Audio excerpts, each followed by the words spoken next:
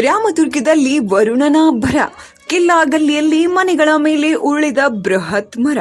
ರಾಮದುರ್ಗ ತಾಲೂಕಿನಲ್ಲಿ ಇಂದು ಸುರಿದ ಭಾರೀ ಮಳೆಗೆ ಜನಜೀವನ ಅಸ್ತವ್ಯಸ್ತಗೊಂಡಿದ್ದು, ಪಟ್ಟಣದ ಕಿಲ್ಲಾ ಗಲ್ಲಿಯಲ್ಲಿ ಪ್ರಕೃತಿಯ ವಿಕೋಪಕ್ಕೆ ಜನ ಬೆಚ್ಚಿಬಿದ್ದಿದ್ದಾರೆ. ಧಾರಾಕಾರವಾಗಿ ಸುರಿದ ಮಳೆ ಹಾಗೂ ಗಾಳಿಯ ವೇಗಕ್ಕೆ ಇಲ್ಲಿನ ಜನವಸತಿ ಪ್ರದೇಶದಲ್ಲಿದ್ದ ಬೃಹತ್ ಮರವೊಂದು ಧರೆಗುಳಿದಿದೆ.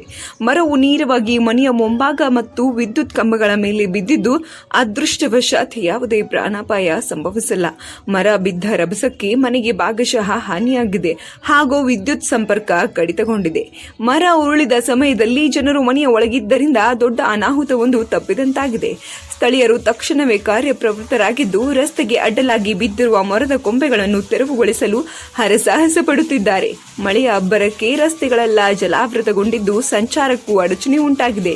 ಮುನ್ನೆಚ್ಚರಿಕೆ ಕ್ರಮವಾಗಿ ಈ ಭಾಗದಲ್ಲಿ ವಿದ್ಯುತ್ ಸ್ಥಗಿತಗೊಳಿಸಲಾಗಿದೆ.